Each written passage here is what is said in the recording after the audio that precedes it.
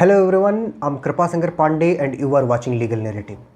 Today in this session we are going to discuss about the some most important MCQs of jurisprudence which is going to be relevant for any competitive exam related to law, whether it is LLM or any other judicial service examination, including Uttar Pradesh Judicial Service Examination. So let's begin. हमारा पहला question है law means. अब इसमें हमें law का मतलब बताना है कि लॉ का मतलब क्या होता है।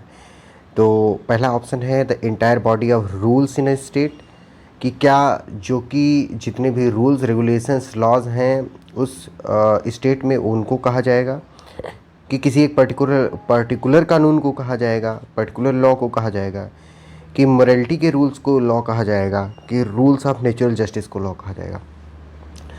तो इसका आंसर होगा कि law means the entire body of rules in a state. उस स्टेट में जितने भी रूल्स होंगे उनको, उनके कल्मिनेशन को, उनके क्या कहते हैं उसको, गठरी को, उसकी पूरी बॉडी को ही क्या कह लिया जाएगा, लॉ कह लिया जाएगा। A is the right answer.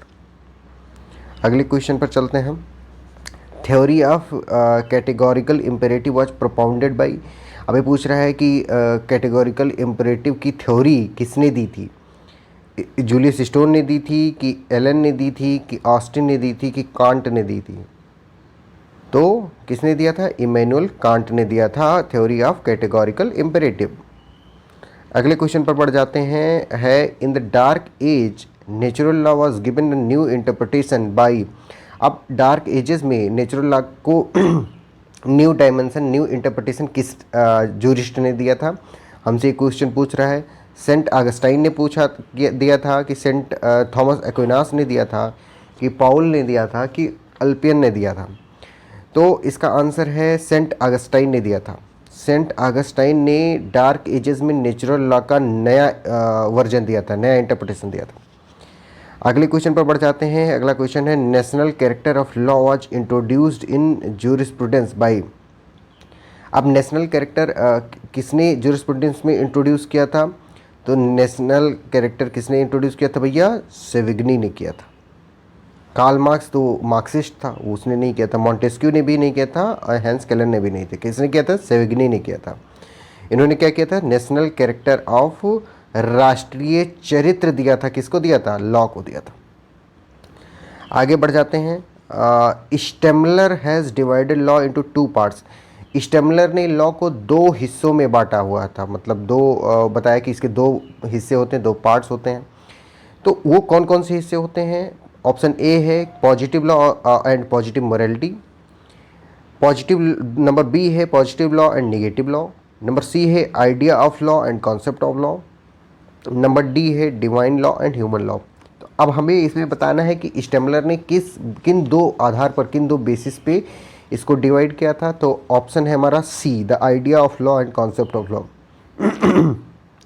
Stammler ने लॉ को दो हिस्सों में डिवाइड किया था। वो दो हिस्से हैं idea of law and concept of law. अगले क्वेश्चन पर हम बढ़ जाते हैं।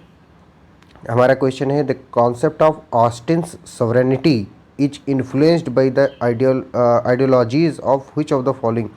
अब जो ऑस्टिन ने अपनी सॉवरेनिटी की थ्योरी दी, कॉन्सेप्ट दिया, वो किस जूरिस्ट की आइडियोलॉजी से प्रभावित होकर के दिया, उसे इन्फ्लुएंस होकर के दिया? तो सेविग्नी हॉब्स के उससे प्रभावित थे, कि लॉक के उससे प्रभावित थे, कि रूसो के थे, कि मॉन्टेस्क्यू से थे? तो हॉब्स थे। हॉब्स के कॉन्सेप्ट से, हॉब्स की आइडियोलॉजी से प्रभावित होकर के, इन्फ्लुएंस होकर के ऑस्टिन ने अपनी सॉवरेनिटी का कॉन्सेप्ट दिया था। ठीक है। हॉब्स ने वो सोशल कॉन्ट्रैक्ट की थ्योरी जो होती है ना, उसको प्रोपाउंड किया था। उसमें बताया था लेवियाथन वगैरह के बारे में। ठीक है। कि स्टेट को सब लोग अपना राइट सरेंडर कर देते हैं, और जो स्टेट होता है वो उनके इंटरेस्ट को प्रोटेक्ट करता है, और सब लोग उसको अबाइड बाई करते हैं। ठीक है। अगले क्वेश्चन पर बढ़ जाते हैं। अगला क्वेश्चन हमारा है match list with list 1 with list 2 and select the correct answer using the code given below the list. हमको लिस्ट 1 को लिस्ट 2 से मैच करना है, और अकॉर्डिंगली हमको आंसर्स में कुछ कोड दिए हुए हैं, उनसे हमें मैच कर लेना है।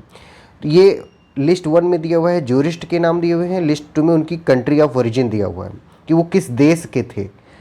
तो नंबर ए है मॉन्टेस्क्यू। मॉन्टेस्क्यू कहाँ के थे? तो मॉन्टेस्क्यू फ्रांस के थे। मॉन्टेस्क्यू कहाँ के थे? मॉन्टेस्क्यू फ्रांस के थे। अब एहरिंग, एहरिंग कहाँ के थे? एहरिंग जर्मनी के थे। IHRING, एहरिंग कहाँ के थे? जर्मनी के थे। एहरलिच कहाँ के थे? EHRELICH, एहरलिच कहाँ के थे? तो एहरलिच थे हमारे कहाँ के? अमेरिका के थे। रास्कोपॉन्ड कहाँ के थे? नहीं नहीं नहीं, एहरलिच हमारे ऑस्ट्रिया हंगरी के थे और रास्कोपॉन्ड हमारे अमेरिका के थे। B is the right answer. B is the right answer. Montesquieu हो गए हमारे फ्रांस के, एहरिंग हो गए हमारे जर्मनी के, एहरलिच हमारे हो गए ऑस्ट्रिया हंगरी के और रास्कोपॉन्ड हो गए हमारे अमेरिका के। ठीक है, अगले क्वेश्चन पर बढ़ते हैं।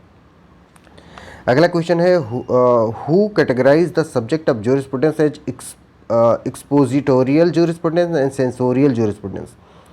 किसने ज्यूरिस्प्रूडेंस को दो उसमें डिवाइड किया? एक तो एक्सपोजिटोरियल ज्यूरिस्प्रूडेंस था, एक सेंसोरियल ज्यूरिस्प्रूडेंस था। तो किसने किया? जेरेमी बेंथम ने किया। बेंथम ने किया। B is the right answer.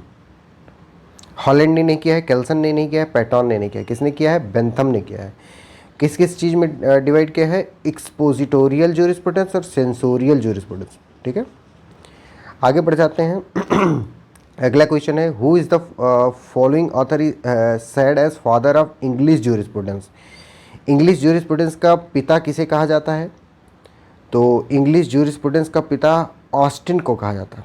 किसको कहा जाता है? ऑस्टिन को कहा जाता है। इंग्लिश ज्यूरिस्प्रूडेंस का पिता ऑस्टिन को कहा जाता है।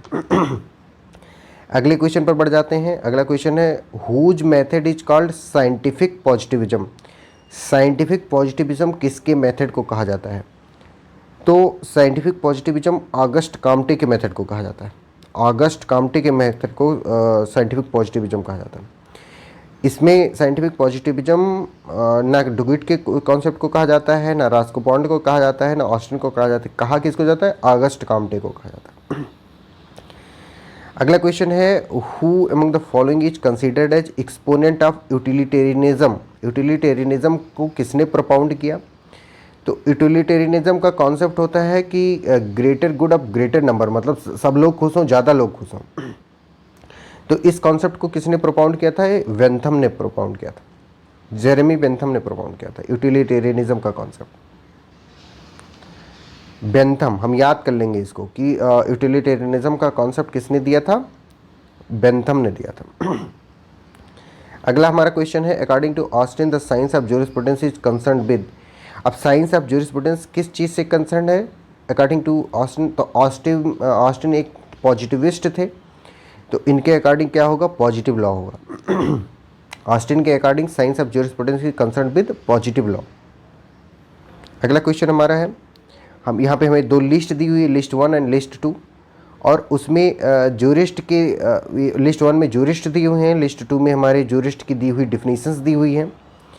अब हमें ज्यूरिस्ट को उनकी दी गई डिफिनीशन से मैच करना है। तो ए है उल्पियन। अब अल्पियन ने क्या कहा है? तो अल्पियन ने कहा है social science, jurisprudence is a social science. Julius stone क्या कहता है? तो जूलियस स्टोन कहता है कि जो ज्यूरिस्प्रूडेंस है, ज्यूरिस्प्रूडेंस इज लायर्स एक्स्ट्रावर्जन।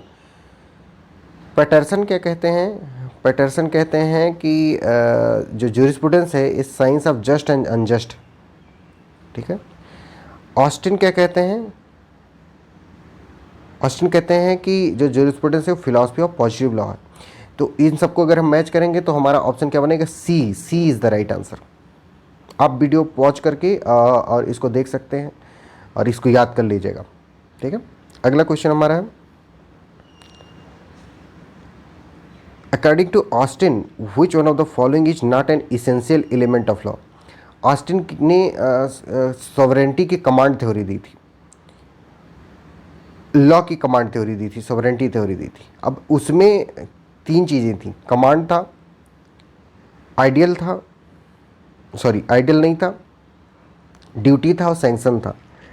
अगर सॉवरेन जो होगा वो कमांड देगा और लोगों को मानना उसको ड्यूटी होगी, अगर लोग नहीं मानते हैं तो क्या हो जाएगा, सैंक्शन लग जाएगा। तो B is the right answer, ideal उसका पार्ट नहीं था। अगला क्वेश्चन हमारा, Hart's analysis of law distinguishes between, जो HLA हार्ट थे उनकी जो एनालिसिस थी वो किस किस चीज़ में डिस्टिंग्विश करती थी, being obliged and having an obligation को डिस्टिंग्विश करती थी। हार्ट की, HLA हार्ट की जो एनालिसिस थी लॉ की, वो डिस्टिंग्विश करती थी being obliged and having an obligation. C is the right answer. अगला क्वेश्चन है हमारा, in law the Hart Fuller controversy relates to, Hart और फुलर की कंट्रोवर्सी किस चीज़ से रिलेटेड है, तो लॉ एंड मोरलिटी से रिलेटेड है। HLA हार्ट और फुलर की कंट्रोवर्सी किस चीज़ से रिलेटेड है, तो लॉ और मोरलिटी से, नैतिकता और कानून के सिद्धांत से रिलेटेड है। ठीक है।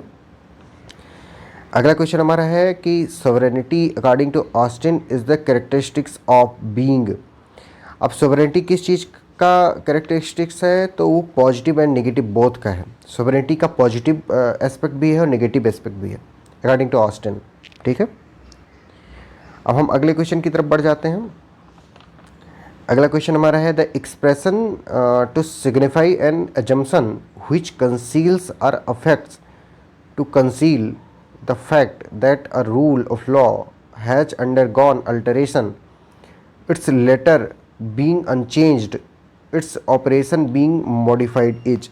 अब ये जो एक्सप्रेशन दिए हुए हैं इतना लंबा चौड़ा, ये किस चीज़ को सिग्निफाई करता है, तो वो क्या है, लीगल फिक्सन की बात करता है कि मतलब वो सिर्फ फिक्शनल चीज़ें हैं, वो कोई रियल चीज़ नहीं है, वो फिक्शनल चीज़ है। मैं एक बार फिर से पढ़ देता हूँ सेंटेंस को। The expression to signify any assumption which conceals, जो कि है नहीं, और अफेक्ट्स टू कंसील, उसका जो प्रभाव है कंसील करने का, the fact that a rule of law has undergone alteration, its letter being unchanged, its operation being modified, तो क्या हो जाएगा, लीगल फिक्सन। अगला हमारा है, अगला क्वेश्चन है, who laid down the foundation of positivism in modern sense of term. Positivism को के जो प्रोपाउंडर थे सबसे मॉडर्न सेंस में कौन थे, तो वो थे जेरेमी बेंथम थे। अगला क्वेश्चन हमारा है, who made a distinction between the use of the term jurisprudence in the generic and specific sense। Generic और स्पेसिफिक सेंस में jurisprudence को किसने डिवाइड किया है, किसने डिस्टिंक्शन ड्रॉ किया है, तो ये हमारा सलमांड ने किया है। किसने किया है, सलमांड ने किया है। अगला क्वेश्चन हमारा है, whose theory is based on the concept that both state and law are the evolutionary product of human region। ये किसकी थ्योरी इस चीज़ पे बेस्ड है कि जो स्टेट और लॉ, मतलब राज्य और कानून, दोनों ही इवोल्यूशनरी प्रोडक्ट हैं ह्यूमन रीजन के। तो किसने कहा, हीगल ने कहा। किसने कहा, हीगल ने कहा। अगला क्वेश्चन हमारा, लिस्ट 1 को लिस्ट 2 से हमें मैच करना है। लिस्ट 1 में हमारे जूरिस्ट का नाम दिया हुआ है, लिस्ट 2 में हमारे उनके दिए गए कॉन्सेप्ट का नाम दिया गया है, तो हम मैच करेंगे। अब तो सेविग्नी पहले हैं, तो सेविग्नी ने दिया है सेविग्नी को डार्विनियन, बिफोर डार्विन कहा गया था। तो जैसे डार्विन ने अपना इवोल्यूशन का कॉन्सेप्ट दिया कि पहले जीव जंतु प्रिमिटिव स्टेज में रहते थे, तो जैसे जैसे उनकी ज़रूरतें बढ़ती गईं वैसे वैसे वो इवॉल्व होते गए। उसी के अकॉर्डिंग सेविग्नी ने पहले ही, इवन डार्विन के पहले ही इस चीज़ को प्रोपाउंड किया कि जो लॉ और स्टेट है वो क्या है, reflection of spirit of people है, कि जिस तरह से इंसान इवॉल्व होता है वैसे लॉ और क्या कहते हैं, लीगल सिस्टम इवॉल्व होता है। ठीक है। और हीगल ने क्या कहा भैया, हीगल ने कहा इवोल्यूशन भी लेसिस फेरे। हीगल ने इवोल्यूशन भी लेसिस फेरे की बात की है। हर्बर्ट स्पेंसर ने बात की है इवोल्यूशनरी कंसेप्ट ऑफ हिस्ट्री की बात की है, और हेनरी मेन ने स्टेटस ऑफ कॉन्ट्रैक्ट की बात की है। स्टेटस ऑफ कॉन्ट्रैक्ट की बात की है हेनरी मेन ने। हर्बर्ट स्पेंसर ने बात की है इवोल्यूशनरी कॉन्सेप्ट ऑफ हिस्ट्री की बात की है। हीगल ने बात की है इवोल्यूशन विद लेसेस्पेरे, और सेविग्नी ने बात की है reflection of spirit of people in legal system. तो हमारा आंसर क्या हो जाएगा? D is the right answer, D is the right answer. अगला क्वेश्चन हमारा है अकॉर्डिंग टू मेन यानी Henry Maine which one of the following is the first social organisation. Henry Maine के अकॉर्डिंग फर्स्ट सोशल ऑर्गेनाइजेशन कौन सा था? तो direct हम याद कर लेंगे हम इसके ऑप्शंस पे नहीं जाएंगे। तो इसका आंसर हो जाएगा हमारा पेटर फैमिलिया। क्या हो जाएगा? पेटर फैमिलिया। हेनरी मेन के अकॉर्डिंग पहला जो सोशल ऑर्गेनाइजेशन था वो क्या था? पेटर फैमिलिया था। अगला क्वेश्चन हमारा है it is generally agreed that the definition of law has consumed so much time and energy because. अब ये बहुत जनरली सहमति बनी हुई है कि जो लॉ की डिफिनीसन है उसने बहुत टाइम और बहुत ज़्यादा एनर्जी को कंज्यूम कर लिया है। ऐसा क्यों हुआ है? क्योंकि जो डिफरेंट सोसाइटीज़ हैं, जो डिफरेंट स्टेट्स हैं, वहाँ पे नोशन ऑफ लॉ क्या है? डिफरेंट है। इसलिए क्या है, हर जगह पर लॉ किसी किसी दूसरे, कहीं पे कस्टम का प्रेवलेंस होता है तो कहीं पे स्टैट्यूट का प्रेवलेंस होता है, तो कहीं पे सिर्फ कॉन्स्टिट्यूशन का प्रेवलेंस होता है, कहीं पे सिर्फ कन्वेंशन के अकॉर्डिंग चलते हैं। तो जो नोशन ऑफ लॉ है वो कंट्रीज़ में क्या है? डिफ़र करते हैं। इस वजह से जो डिफिनीसन ऑफ लॉ है उसने बहुत टाइम और एनर्जी कंज्यूम किया है। ठीक है, अगले क्वेश्चन पर बढ़ जाते हैं। अगला क्वेश्चन हमारा है law was defined in terms of balancing various interest in the society and as such law was described as social engineering. Law को सोशल इंजीनियरिंग किसने कहा है? तो लॉ को सोशल इंजीनियरिंग रॉस्को पॉन्ड ने कहा। जहाँ पे भी हमको क्वेश्चन में सोशल इंजीनियरिंग वर्ड दिखेगा तो हम आंख बंद करके क्या आंसर कर देंगे? रॉस्को पॉन्ड आंसर कर देंगे। हमेशा याद रखिएगा कि क्वेश्चन में अगर आपसे पूछा जा रहा है कि सोशल इंजीनियरिंग से रिलेटेड है तो 99.99% चांस ये है कि उसका आंसर रॉस्को पॉन्ड होगा। अगर आपको कोई एग्जैक्टनेस के साथ पता है, 100% कोई चीज़ पता है तो उसको आप चूज कीजिए, लेकिन अगर नहीं पता है, सिर्फ गेस वर्क करना है और सोशल इंजीनियरिंग वर्ड यूज किया गया है तो आप क्या मार्क करोगे? रॉस्को पॉन्ड मार्क करोगे। ठीक है, अगले क्वेश्चन पर बढ़ जाते हैं। Point out best response according to Austin law has the following attributes. अब लॉ के एट्रीब्यूट्स बताने हैं किसके अकॉर्डिंग? ऑस्टिन के अकॉर्डिंग। तो जो लॉ का एट्रीब्यूट्स है वो मैं अभी पिछले क्वेश्चंस में भी हमने इस बात को डिस्कस किया था कि कमांड होनी चाहिए, सॉवरेनिटी होनी चाहिए और सैंक्शन होना चाहिए। कमांड सॉवरेन देगा और उस कमांड को मानना पड़ेगा, और जो व्यक्ति नहीं मानेगा उसको सैंक्शन लगाया जाएगा। क्या लगाया जाएगा? सैंक्शन लगाया जाएगा। तो B is the right answer. अगला क्वेश्चन है that a legal system arises from the combination of primary and secondary rules was enunciated by. अब क्वेश्चन हमारा कह रहा है कि प्राइमरी रूल सेकेंडरी रूल से जो लॉ है, जो हमारा लीगल सिस्टम है वो क्या हुआ है? अराइज हुआ है। ये किसने प्राइमरी और सेकेंडरी रूल्स की थ्योरी किसने प्रोपाउंड की है? HLA हार्ट ने की है। किसने की है? HLA हार्ट ने की है। हम याद कर लेंगे लीगल सिस्टम जो कॉम्बिनेशन से, कल्मिनेशन से प्राइमरी और सेकेंडरी रूल से इनंसिएट हुआ है, पैदा हुआ है, बॉर्न हुआ है, जन्म लिया है, तो किसने कहा है? HLA हार्ट ने कहा। अगले क्वेश्चन पर बढ़ जाते हैं। कहता है कि which one of the following jurist belongs to ancient theory of natural law. Ancient theory of natural law से कौन सा ज्यूरिस्ट है जो बिलोंग करता है?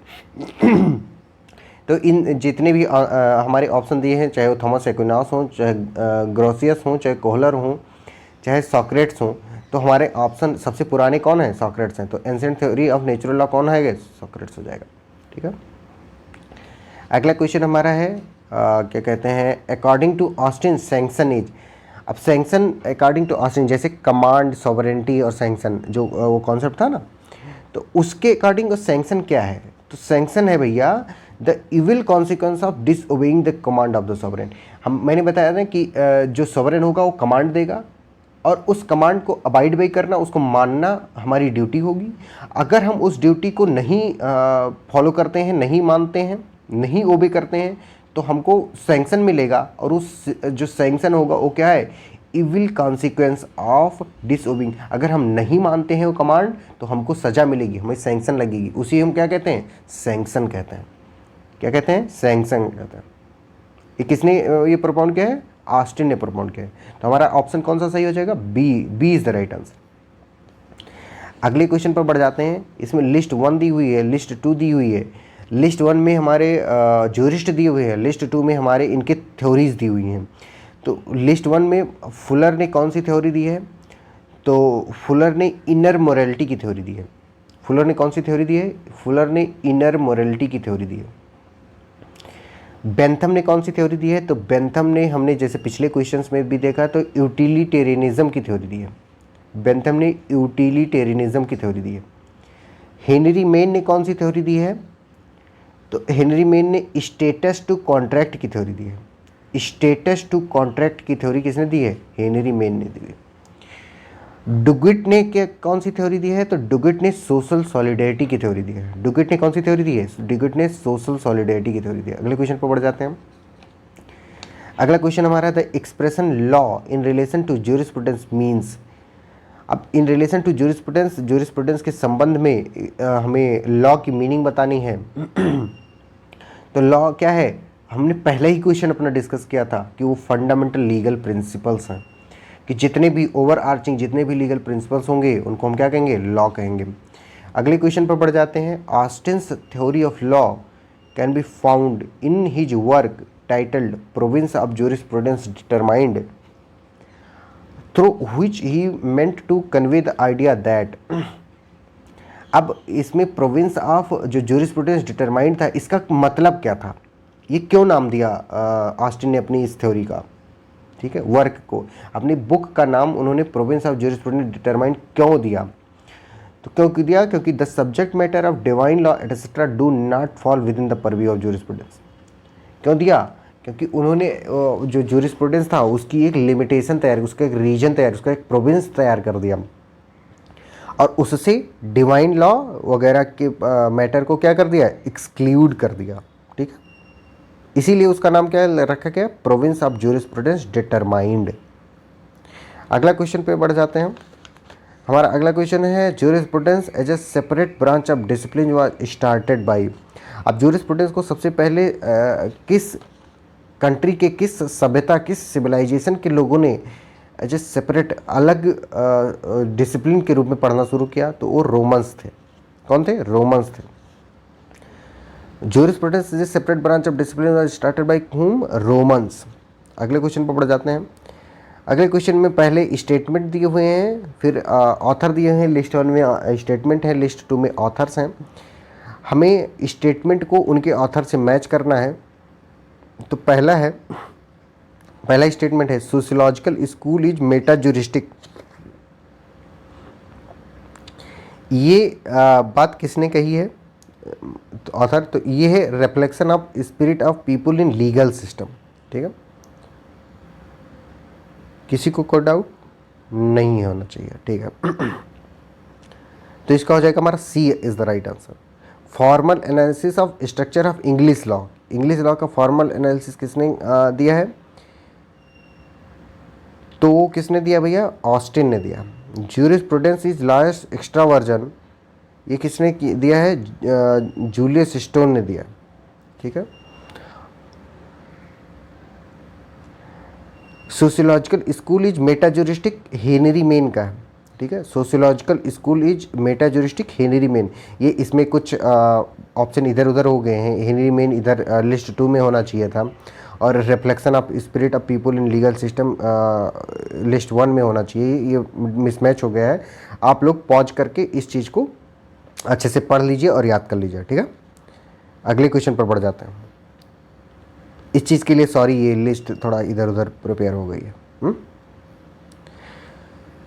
A comparative method of study in law was introduced by, comparative study. अब इस method of जो स्टडी थी वो कंपेरेटिव किस लॉ में किसने इंट्रोड्यूस किया, तो वो हेनरी मेन ने इंट्रोड्यूस किया। किसने इंट्रोड्यूस किया, हेनरी मेन ने। अगले क्वेश्चन पर बढ़ जाते हैं। Analytical, historical and ethical jurisprudence are 3 different parts of jurisprudence according to whom। Analytical school, historical school, ethical jurisprudence are three different part of jurisprudence. मतलब एनालिटिकल ज्यूरिस्प्रूडेंस अलग है, हिस्टोरिकल ज्यूरिस्प्रूडेंस अलग है, इथिकल ज्यूरिस्प्रूडेंस अलग है, और ये तीनों किसके पार्ट हैं? ज्यूरिस्प्रूडेंस के पार्ट हैं। ये बात किसने बताई है? सलमंड ने बताई हमें। किसने बताई? सलमंड ने बताई। अगला क्वेश्चन हमारा, social interest is individual life does not involve. अब सोशल इंटरेस्ट इंडिविजुअल लाइफ में कौन नहीं इन्वॉल्व करता है? क्या नहीं इन्वॉल्व करता है? तो सेल्फ असर्सन नहीं इन्वॉल्व करता। क्या? सेल्फ असर्सन नहीं इन्वॉल्व करता। अगला क्वेश्चन हमारा है जॉन ऑस्टिन। क्वेश्चन नंबर अगला है कि लिस्ट 1 दी हुई है जिसमें ऑथर्स के नाम है, लिस्ट 2 दी हुई है जिसमें उनकी थ्योरीज का नाम दिया हुआ है, तो हमको मैच करना है। तो जॉन ऑस्टिन की थ्योरी का क्या नाम है भैया? Command theory. जॉन ऑस्टिन की थ्योरी का नाम कमांड थ्योरी। डुगिट की थ्योरी का क्या नाम है? Social solidarity theory. John Austin की थ्योरी कमांड थ्योरी, डुगिट की थ्योरी सोशल सॉलिडेरिटी थ्योरी। ये चले हार्ट की थ्योरी क्या है? ये चले हार्ट की थ्योरी है rules as foundation of legal system है। और रॉस्को पॉन्ड, जैसे हमने पिछली बार ही ये इस चीज़ को याद कर रखा है कि सोशल इंजीनियरिंग है। रॉस्को पॉन्ड जहाँ पे आएगा वहाँ पे हम सोशल इंजीनियरिंग मार्क करेंगे। डुगिट जहाँ पे आएगा वहाँ पे हम सोशल सॉलिडेरिटी मार्क करेंगे।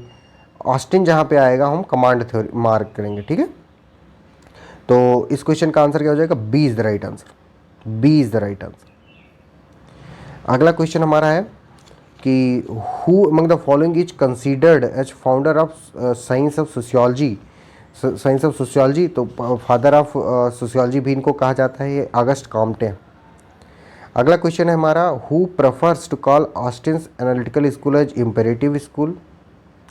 ऑस्टिन के एनालिटिकल स्कूल को इम्पेरेटिव स्कूल कौन कहना प्रेफर करता है? तो ये C.K. एलन है। कौन है? C.K. एलन।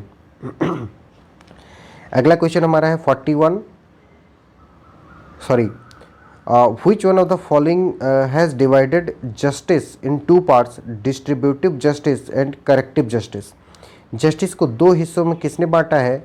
डिस्ट्रीब्यूटिव जस्टिस और करेक्टिव जस्टिस में। तो वो कौन है? अरिस्टोटल। कौन है? अरिस्टोटल। अगला क्वेश्चन हमारा, लिस्ट 1 दी हुई है, लिस्ट 2 दी हुई है, हमें लिस्ट 1 में ज्यूरिस्ट के नाम है, लिस्ट 2 में उनकी थ्योरी का नाम है, तो हमको उसको मैच करना है। तो इसमें एहरिंग ने कौन सी थ्योरी दी है? तो एहरिंग ने हमें सोशल कंट्रोल की थ्योरी दी है। एहरिंग ने सोशल कंट्रोल की थ्योरी। बेंथम ने प्लीजर एंड पेन की थ्योरी दी है। बेंथम ने प्लीजर एंड पेन की, और रॉस्को पॉन्ड तो अपने पता ही है आपको, सोशल इंजीनियरिंग की थ्योरी दी है, और डुगिट सोशल सॉलिडेरिटी। ठीक है, प्लीजर एंड पेन की थ्योरी को ही यूटिलिटेरियनिज्म थ्योरी भी कहा जाता है। ठीक है, और एहरिंग ने सोशल कंट्रोल की थ्योरी दी है। एहरिंग, IHERING, एहरिंग ने सोशल कंट्रोल की थ्योरी दी है। अगला क्वेश्चन हमारा है, name the jurist who is called the Darwinian before Darwin and sociologist before sociologist. तो जैसे हमने पिछले क्वेश्चंस में डिस्कस किया था कि सेविग्नी को डार्विन बिफोर डार्विनियन कहा जाता है, डार्विनियन बिफोर डार्विन कहा जाता है, क्योंकि डार्विन ने अभी अपना कॉन्सेप्ट प्रोपाउंड भी नहीं किया था, इसके पहले ही सेविग्नी ने इवोल्यूशन की थ्योरी अपने इस लॉ में और ज्यूरिस्प्रूडेंस में दे डाली थी। तो B is the right answer. अगला क्वेश्चन हमारा है, अगले क्वेश्चन में हमें पहले स्टेटमेंट दिए हुए हैं लिस्ट 1 में, लिस्ट 2 में हमारे ज्यूरिस्ट के नाम दिए हुए हैं।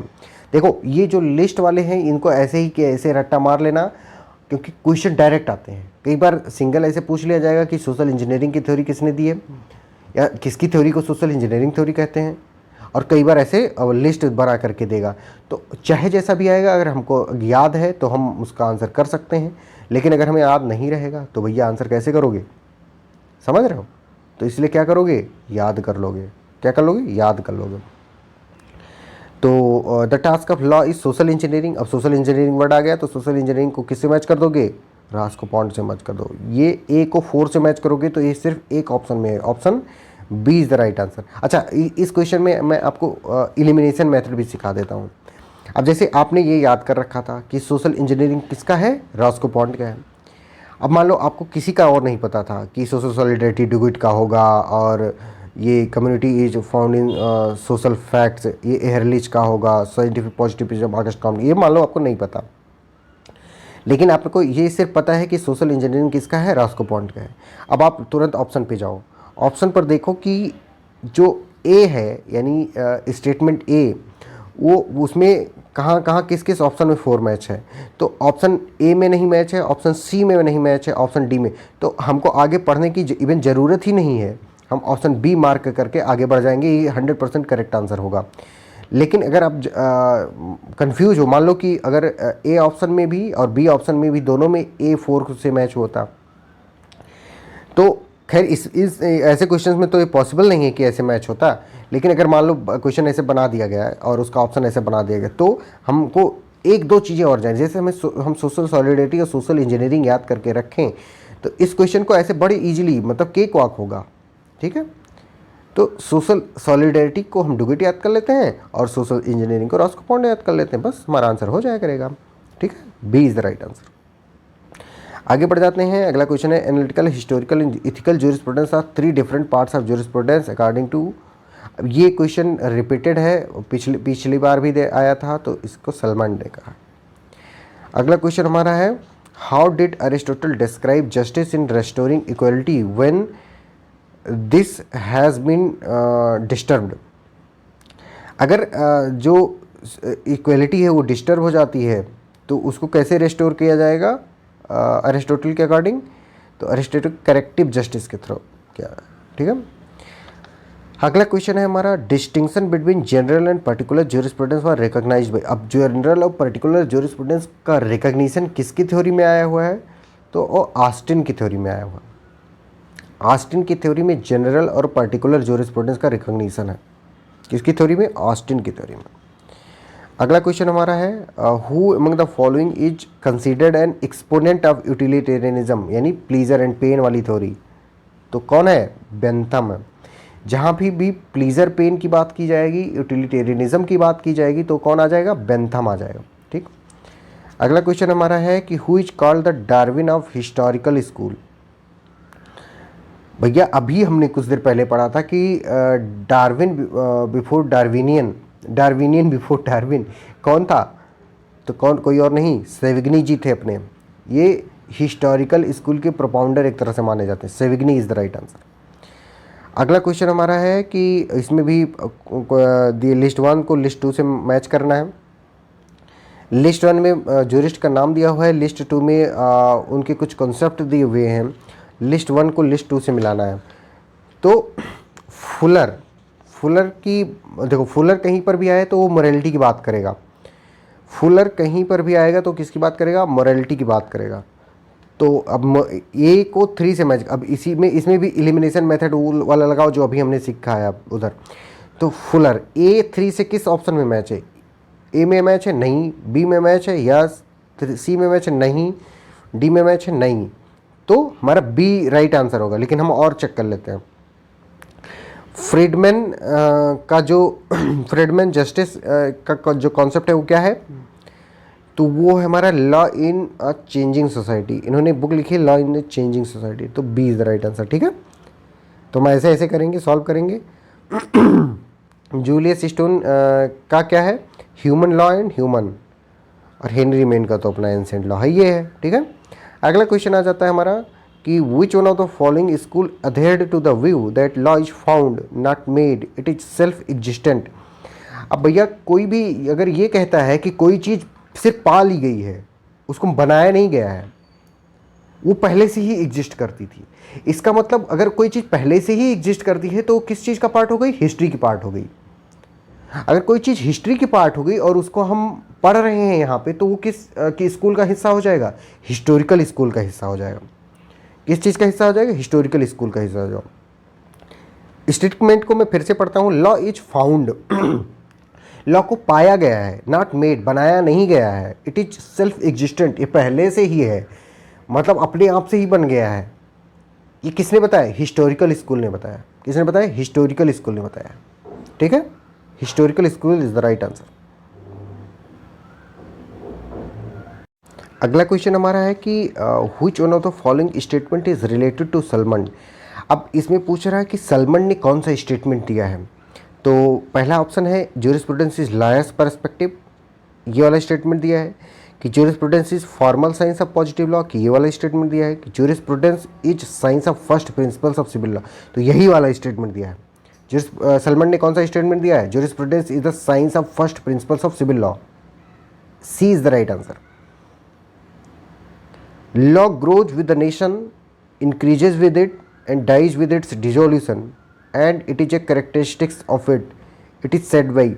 अब सेविग्नी ने इवोल्यूशन की बात की, तो इसमें ग्रो मतलब इवॉल्व होना, बढ़ना, इंक्रीज होना, जिसमें ग्रोथ की बात की जा रही है, इवोल्यूशन की बात की जा रही है। तो इसी वजह से सेविग्नी को डार्विन बिफोर डार्विनियन कहा गया, सॉरी डार्विनियन बिफोर डार्विन कहा गया है, ठीक है, क्योंकि इन्होंने इवोल्यूशन का कॉन्सेप्ट इवन डार्विन से पहले ही दे दिया था। इसमें इस सेंटेंस को अगर आप ध्यान से पढ़ोगे तो लिखा हुआ है law grows with the nation, increases with it and dies with its dissolution and it is a characteristics of it. तो किसने कहा है? सेविग्नी ने कहा, ठीक है। अगला क्वेश्चन कि the only right which any man can possess is the right always to do his duty. कौन कहता है कि जो इंसान है, जो मनुष्य है, उसके पास सिर्फ और सिर्फ एक राइट है, वो क्या है? कि हमेशा अपने कर्तव्यों का पालन करता रहे। ये किसने कहा है? डुगिट ने कहा है। डुगिट का जो कॉन्सेप्ट था वो कौन सा कॉन्सेप्ट था? सोशल सॉलिडेरिटी का कॉन्सेप्ट था। इनके अकॉर्डिंग अगर सब लोग अपनी अपनी ड्यूटी को परफॉर्म करते रहेंगे रिलीजियसली, तो क्या होगा भैया? वो कभी भी उसमें कोई कॉन्फ्लिक्ट नहीं आएगा और सब लोग बहुत ही अच्छे से सोशल सॉलिडेरिटी अच्छे से मिलजुल करके रहेंगे, ठीक है। किसने कहा? डुगिट का एक कथन है। अगला क्वेश्चन हमारा है लॉ इज जीलस मिस्ट्रेस। जो लॉ है वो एक ईर्ष्यालु रखैल है। ये किसने कहा है? जोसेफ स्टोरी ने कहा। किसने कहा? Joseph Story. Law is a jealous mistress, Joseph Story. अगले क्वेश्चन पर बढ़ जाते हैं। अगला क्वेश्चन हमारा है the state is the synthesis of family and civil society, it is the unity of the universal principle of family and particular principle of civil society, the above philosophy is of. अब ये वाली जो philosophy है कि जो state है वो किस किस का? फैमिली और सिविल सोसाइटी का सिंथेसिस है।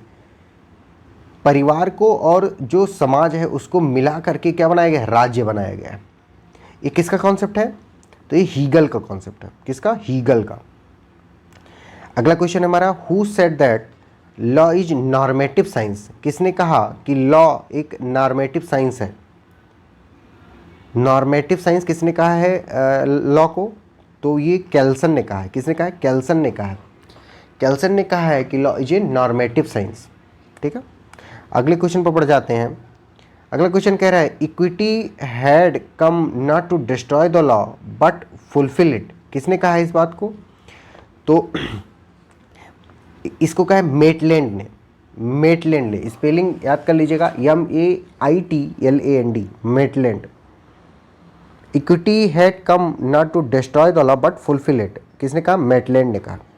अगला क्वेश्चन हमारा है legal order is a pyramid of norms is the statement of. किसने कहा कि लीगल ऑर्डर एक पिरामिड ऑफ नॉर्म्स है? किसने कहा है? बिल्कुल सही, कैल्सन ने कहा है। कैल्सन ने कहा है कि लीगल ऑर्डर एक पिरामिड ऑफ नॉर्म्स है। जहाँ पे भी नॉर्म की बात आएगी, नॉर्मेटिव वैल्यू की बात आएगी या वर्ड नॉर्म से रिलेटेड कोई भी डेरिवेटिव को यूज किया गया होगा तो हम आंख बंद करके कैल्सन आंसर कर देंगे। जैसे इस क्वेश्चन में पिरामिड ऑफ नॉर्म्स की बात की गई तो भी आंसर कैल्सन हो गया। अभी ये नॉर्मेटिव साइंस की बात हुई थी, यहाँ पे भी नॉर्म वर्ड से बना हुआ है नॉर्मेटिव साइंस, तो यहाँ पे भी आंसर कैल्सन हुआ था। ये नॉर्म की बात की ही कैल्सन ने ही है, ठीक है। अगले क्वेश्चन पर बढ़ जाते हैं। अगला क्वेश्चन है law should continue to support minimum morality has been pleaded by. Law को कम से कम नैतिकता को हमेशा सपोर्ट करते रहना चाहिए। ये किसका कथन है? तो लॉर्ड डेवलिन का कथन है। किसका? लॉर्ड डेवलिन का कथन। हमारा अगला क्वेश्चन है nature has placed man under the empire of pleasure and pain. अब इसमें प्लीजर और पेन थ्योरी की बात की गई है। यूटिलिटेरियनिज्म याद कीजिए, अभी हमने डिस्कस किया है। तो प्लीजर पेन की थ्योरी किसकी है भैया? बेंथम की है। किसकी? बेंथम की है। आगे बढ़ जाते हैं। अगला क्वेश्चन हमारा jurisprudence is the scientific synthesis of essential principles of law.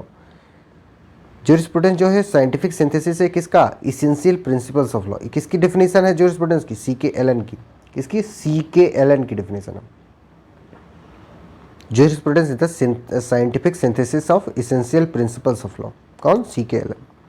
अगला क्वेश्चन हमारा है, natural law with variable content means in the realization of justice the specific content of a rule of positive law will vary from place to place and from time to time।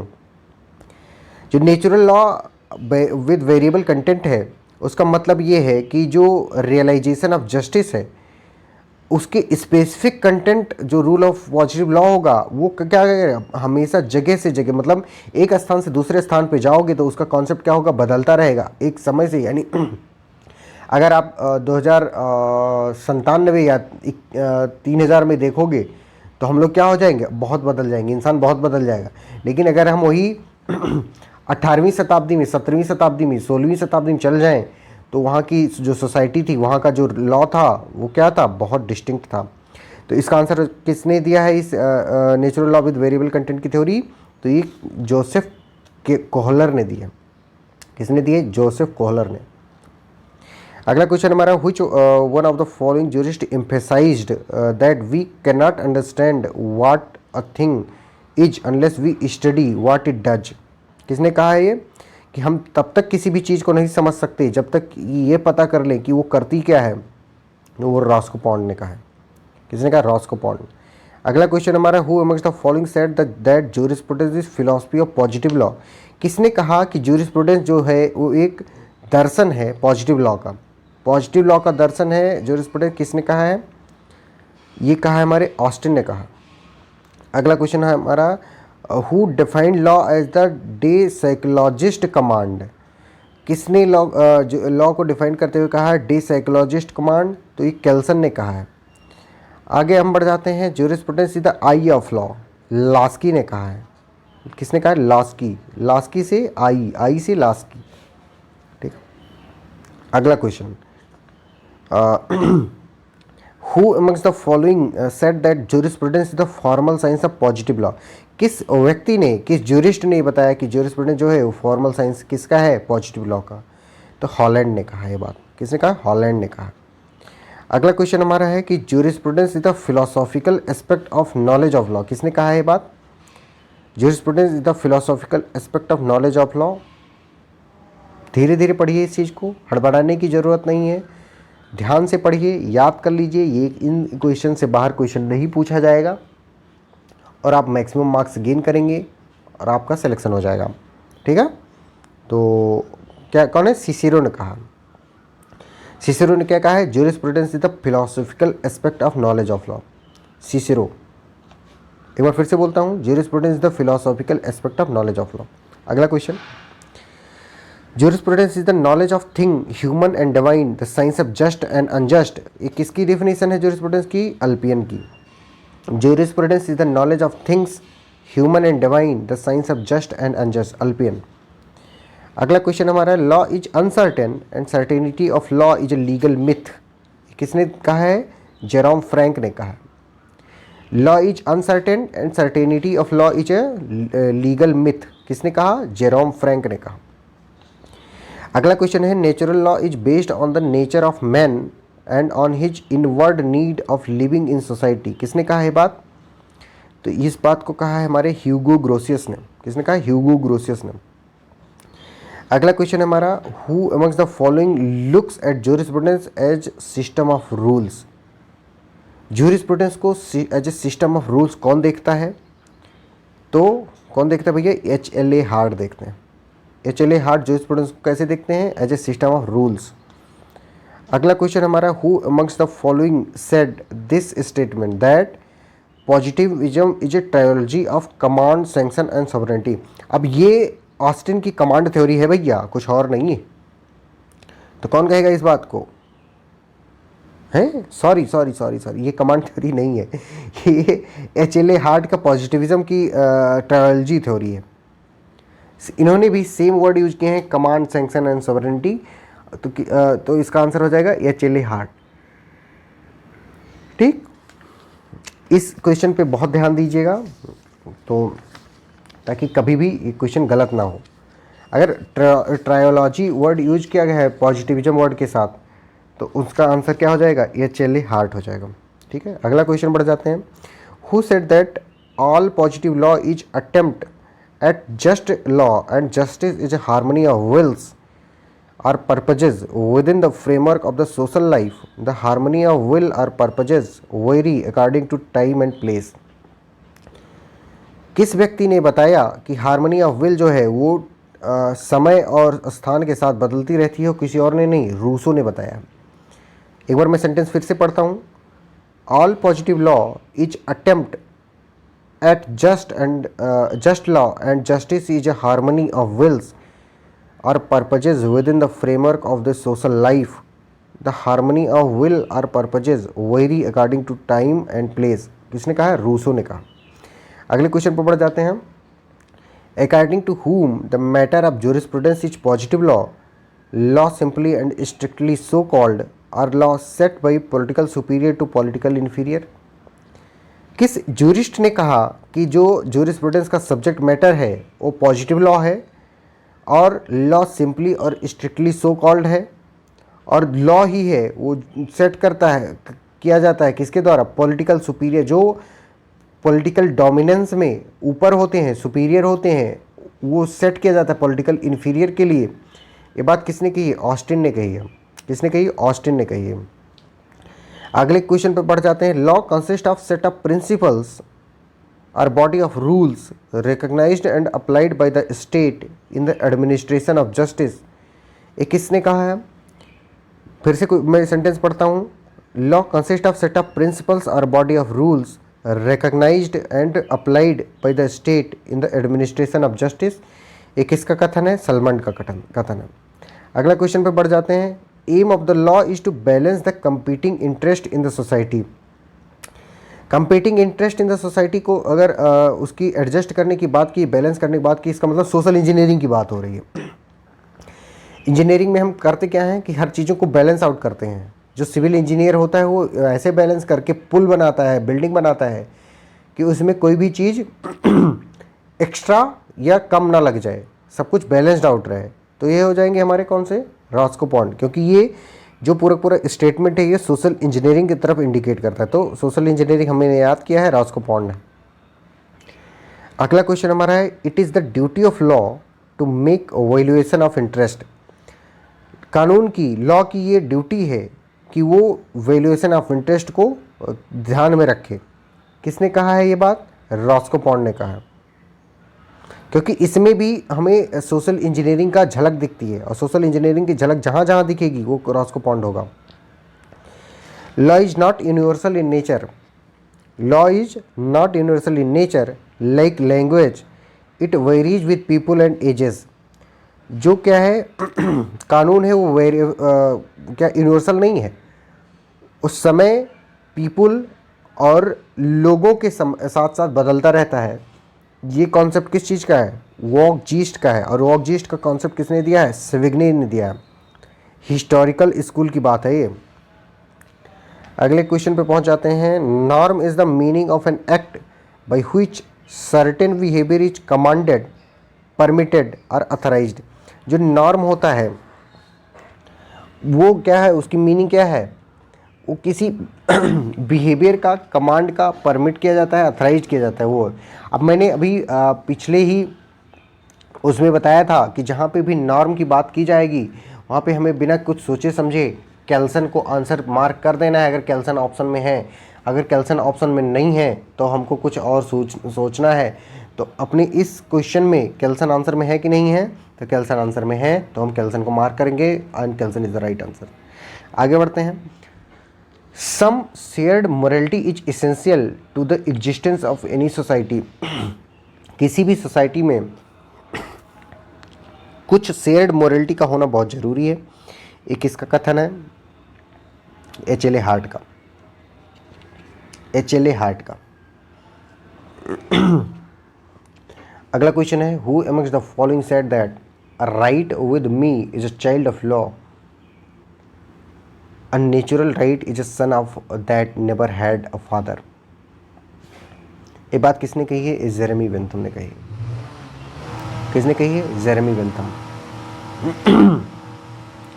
अगले question पे बढ़ जाते हैं। Who amongst the following said that law is a means of securing the satisfaction of maximum wants with minimum of friction। अब maximum जो satisfaction करना है लोगों का, मिनिमम फ्रिक्शन, कि लोगों में लड़ाई झगड़ा ना हो जाए, सोशल इंजीनियरिंग कर देनी है। इसमें भी क्या है दिख रहा है? इस स्टेटमेंट में हमें सोशल इंजीनियरिंग दिख रहा है। Maximum wants with minimum of friction, तो जहाँ पे भी हमें सोशल इंजीनियरिंग का कुछ भी दिखेगा तो वो कौन हो जाएगा? रॉस्को पॉन्ड हो जाएगा। तो इसमें A is the answer, Roscoe Pound. अगला क्वेश्चन है हमारा, who said that law is nothing but spirit of people. किस ज्यूरिस्ट ने कहा कि लॉ कुछ और नहीं है बल्कि स्पिरिट ऑफ पीपल है? किस ज्यूरिस्ट ने कहा है भैया? तो वो सेविग्नी ने कहा है। किसने कहा है? Law is nothing but spirit of people, Savigny ने कहा है। कानून कुछ और नहीं जबकि लोगों का स्पिरिट है, सेविग्नी ने कहा। अगला क्वेश्चन है, the idea of social function crowds out the conception of subjective right whose view is this। जो सोशल फंक्शन का आइडिया है वो क्राउड आउट कर देता है, मतलब चूस लेता है, खींच लेता है। The conception of subjective right, subjective right को ख़त्म कर देता है। एक इसका कॉन्सेप्ट डुगिट का है, सोशल सॉलिडेरिटी का कॉन्सेप्ट इन्होंने ही दिया है भैया। अगले बढ़ जाते हैं हम। Law is reason free from all passion, who said it. जो कानून है वो सभी पैसन से, सभी इमोशन से दूर है, वो अरिस्टोटल ने कहा है। Law is reason free from all passion, Aristotle. आगे बढ़ जाते हैं। क्वेश्चन है, which one of the following jurist emphasized that we can not understand a thing unless we know what it does.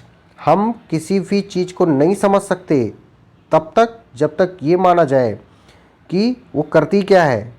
तो किसने कहा भैया? रॉस्को पॉन्ड ने कहा है, रॉस्को पॉन्ड ने कहा है। अगला क्वेश्चन हमारा है कि who describe jurisprudence as lawyer's extraversion. तो जूलियस स्टोन ने कहा है। लॉयर्स एक्स्ट्रावर्जन जूरिस्प्रूडेंस को किसने कहा है? जूलियस स्टोन ने कहा।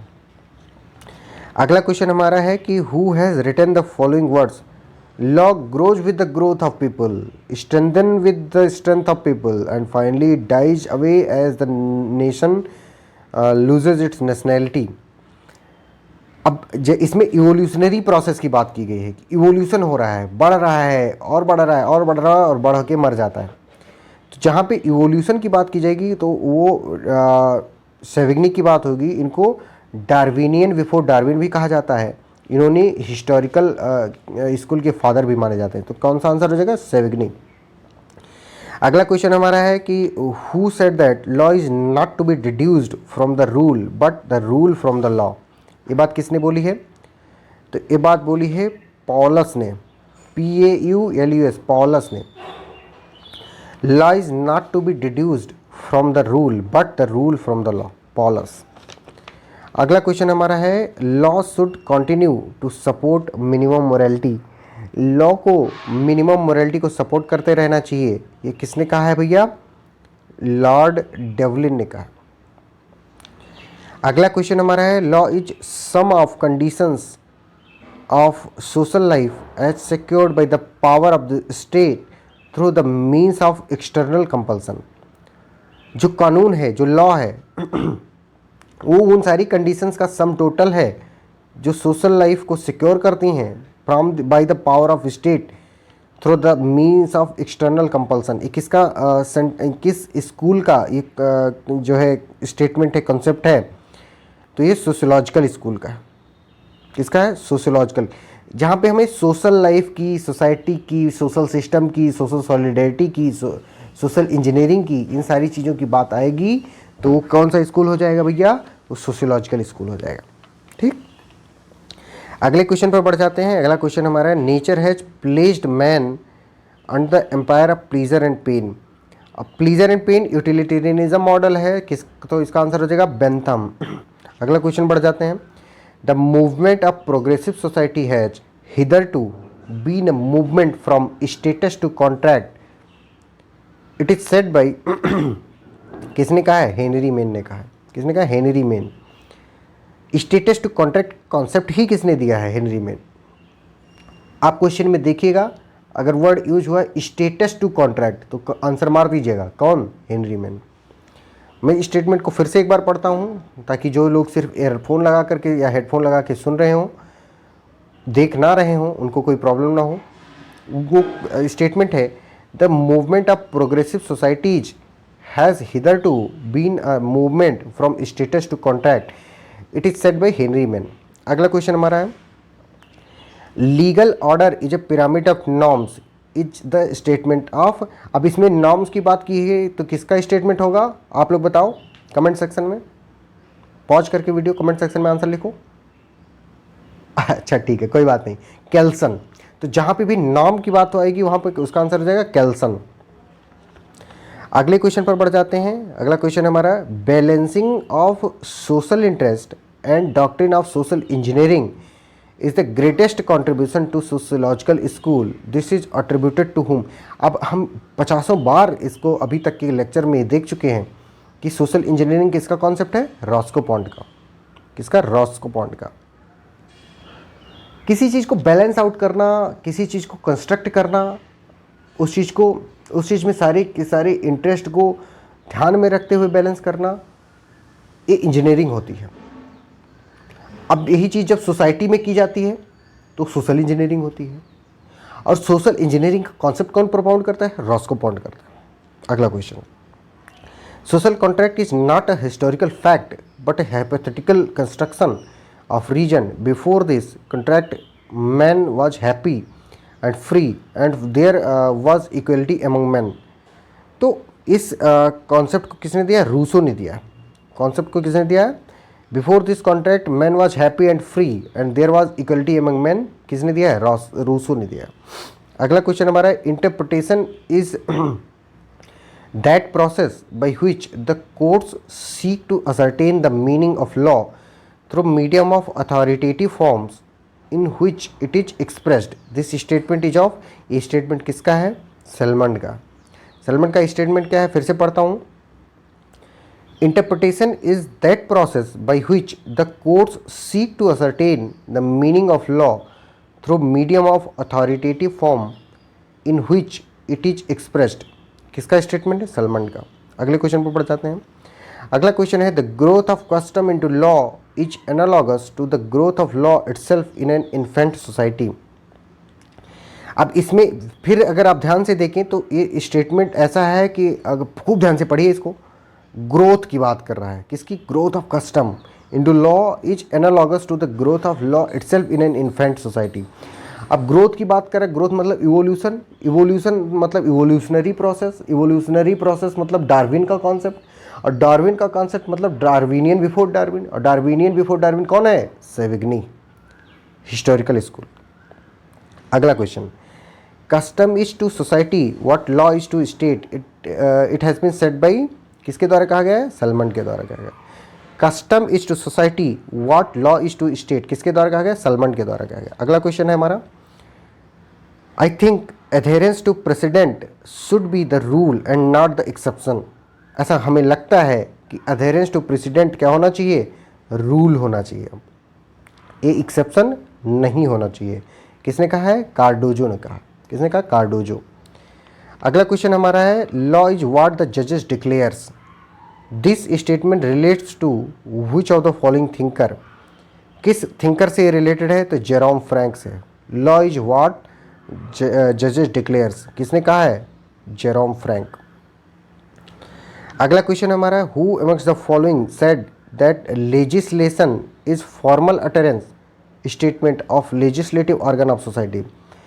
किस ज्यूरिस्ट ने ये बात बोली कि जो फॉर्मल लॉ है, जो लेजिस्लेशन है, वो फॉर्मल अटरेंस है of legislative organ of society? तो ये ग्रे ने कहा है। किसने कहा? ग्रे ने कहा। अगला question, legal rights are legally protected interest, किसने कहा है? इहेरिंग ने कहा है। किसने कहा है? इहेरिंग ने कहा है। Legal rights are legally protected interest, Ihering. अगला क्वेश्चन है, who among the following has stated that rights spring from right. किस ज्यूरिस्ट ने कहा कि राइट से उत्पन्न होता है? एलन ने कहा। किसने कहा? एलन ने कहा। आगे बढ़ जाते हैं। अगला क्वेश्चन है हमारा, legal right is the capacity or power of exacting from another or others acts or forbearance, who said it? किस जूरिस्ट ने कहा कि legal right is the capacity or power of exacting from another or others act or forbearance? किसने कहा है भैया ये? तो हॉलैंड ने कहा। किसने कहा? हॉलैंड ने कहा। अगले क्वेश्चन पर बढ़ जाते हैं।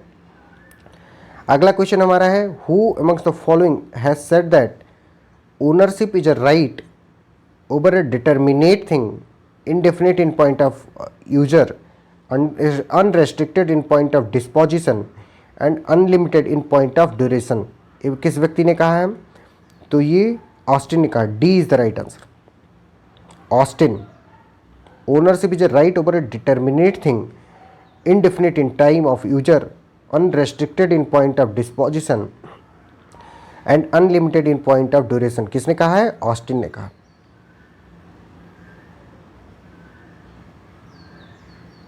ठीक, आगे बढ़ जाते हैं। अगला क्वेश्चन है, ownership is a plenary control over an object.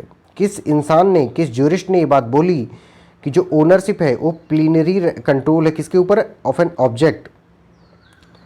ये बात किसने बोली है? तो भैया ये बात हॉलैंड ने बोली है। हॉलैंड ने क्या कहा है ओनरशिप की डेफिनेशन देते टाइम? कहा है कि ownership is a plenary control over an object, Holland. अगला question, who among the following said that there is in essence no difference between the legal personality of a company and that of an individual? किस jurist ने कहा कि इस बात में कोई भी डिफरेंस नहीं है कि जो कंपनी की लीगल पर्सनालिटी है और एक इंडिविजुअल पर्सन है, इस बात में कोई डिफरेंस नहीं है? एक कैल्सन ने कहा। किसने कहा? कैल्सन ने कहा। कैल्सन की ही नॉर्मेटिव थ्योरी भी है। हर जगह पर जहाँ पे नॉर्म आएगा वहाँ का आंसर क्या हो जाएगा? कैल्सन हो जाएगा। अगला क्वेश्चन है हमारा कि ये book province and function of law किस ऑथर ने लिखी हुई है? तो किसने लिखा है? जूलियस स्टोन ने लिखा। Province and function of law किसने लिखा है? जूलियस स्टोन ने लिखा। D is the right answer. अगले क्वेश्चन पर पढ़ जाते हैं। A theory of justice book किसने लिखा है? A theory of justice book लिखा है जॉन रॉल्स ने, जॉन रॉल्स। अगला क्वेश्चन है हमारा कि Austen's book the province of jurisprudence determined is. अब प्रोविंस ऑफ ज्यूरिस्प्रूडेंस डिटरमाइंड क्या है? Lectures delivered in London, university of London. इन्होंने अपनी ये कोई बुक नहीं लिखी है, ये लेक्चर्स हैं जो इन्होंने डिलीवर किए कहाँ पे? यूनिवर्सिटी ऑफ लंदन में। अगला क्वेश्चन हमारा, the author of book province of jurisprudence determined कौन है? तो अभी पिछले भी क्वेश्चन में हमने देखा है, ये कौन है? ऑस्टिन। ठीक है। अगला क्वेश्चन हमारा है, the following person is author of book the concept of law. Concept of law book का जो ऑथर है वो कौन है? H.L.A. हार्ट। कौन है? H.L.A. हार्ट। अगला क्वेश्चन हमारा, Das Recht des Besitzes is the work of. ये किसका वर्क है? सेविग्नी का। किसका है? दास। ऐसे याद कर लो आपकी, दास, DAS, दास। अगर क्वेश्चन पूछा दास रेच ये किसका बुक पूछा गया है तो हम क्या मार्क कर देंगे? सेविग्नी मार्क कर देंगे। Das Recht des Besitzes is the work of Savigny. अगला क्वेश्चन है, the book of theory of legislation was written by. किसके द्वारा लिखा गया है ये? तो ये जेरेमी बेंथम के द्वारा लिखा गया। किसके द्वारा? जेरेमी बेंथम के द्वारा लिखा गया। थ्योरी ऑफ लेजिस्लेशन बुक किसके द्वारा लिखा? Jeremy Bentham. अगला क्वेश्चन है, which one of the following books was written by Savigny. किस व्यक्ति की सेविग्नी के द्वारा लिखी गई बुक का नाम हमें बताना है इस क्वेश्चन में।